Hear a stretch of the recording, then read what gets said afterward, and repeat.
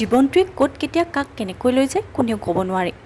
4 ছেপ্টেম্বৰ যোৱা বৰ্ষত মই গুৱাহাটীৰ পৰা মঙললৈ উভতি আহিছিলোঁ আৰু আজি হৈছে 4 ছেপ্টেম্বৰ।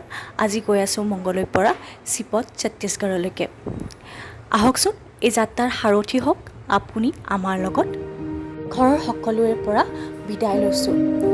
সকলোকে টাটা বাই বাই কৰি মই মোৰ দেউতা আৰু মোৰ কণমানি সাতমহীয়া ছোৱালীজনী লৈ আমি যাবলৈ ওলাইছোঁ ছত্তীশগড় ৰায়পুৰলৈ। তাৰে মাজতেই এইবোৰ চেক ইন হৈ আছে। এয়াৰপৰ্ট কৰ্তৃপক্ষই আমাক সকলোকে বৰ ধুনীয়াকৈ সম্ভাষণ জনালে আৰু মোৰ বেবীজনীৰ কাৰণে সকলো সুবিধা কৰি দিলে। চেক ইনৰ টাইমতো কেইগৰাকী মানুহ আছে সকলোৱে আমাক বহুত ধুনীয়াকৈ সহায় কৰিলে। আৰু ইয়াত থকা বেবী ৰুমটো যে সঁচাকৈ অতুলনীয়, বৰ ভাল পালোঁ বেবী ৰুমৰ সুবিধা। সন্মুখতে সকলো ডাঙৰকৈ এখন বিচনাও আছে আৰু বেবী শুৱাবৰ কাৰণে সৰু বেবী বেড এখনো আছে, চকী এখনো আছে বহিব পৰা। তাতেই তাইক বহাই লৈ মই ধুনীয়াকৈ তাইক ডাইপাৰ চেঞ্জ কৰিলোঁ, তাইক অলপ ফিডিঙো কৰাই দিলোঁ। তাৰপাছত যিহেতু আমাৰ ফ্লাইটখনৰ কাৰণে অলপ টাইম লাগিছিলে সেইকাৰণে তাইক অলপ বটল ফিডিঙো কৰাই দিলোঁ। তাই যে একোৱে গম পোৱা নাই ক'ৰ পৰা ক'লৈকে যাম, খালি মোৰ কোলত উঠি এইফালৰ পৰা সেইফাল মানুহবোৰ চাই আছিলে। আমাৰ এক্সপিৰিয়েঞ্চটো অৱশ্যে নতুন বুলি ক'ব লাগিব। মই যোৱা 2017 চনতে লাষ্টবাৰৰ বাবে ফ্লাইটত উঠিছিলোঁ। আকৌ আজি বেবী হোৱাৰ পাছত উঠিবলৈ গৈ আছোঁ ফ্লাইটত। এইখন এয়াৰ ইণ্ডিয়া ফ্লাইট নহয়, এইখন হৈছে ইণ্ডিগো।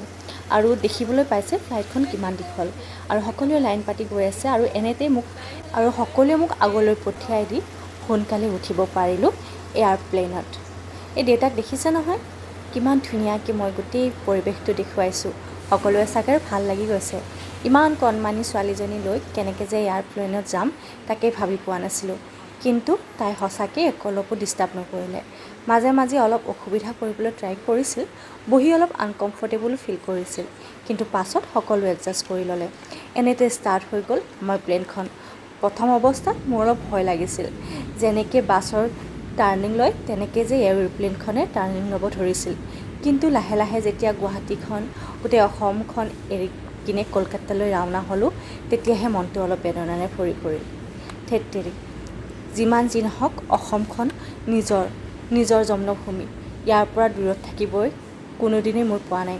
এইবাৰ ফাৰ্ষ্ট টাইম যিহেতু মই যাম অসমেৰে ছত্তীশগড়লৈ, কেতিয়াবা ঘূৰি আহোঁ।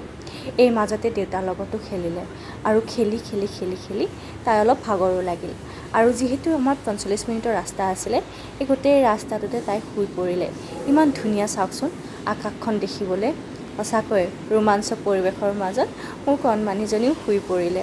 এতিয়াহে মই ৰক্ষা। তাইক চাই পালোগৈ কলকাতা।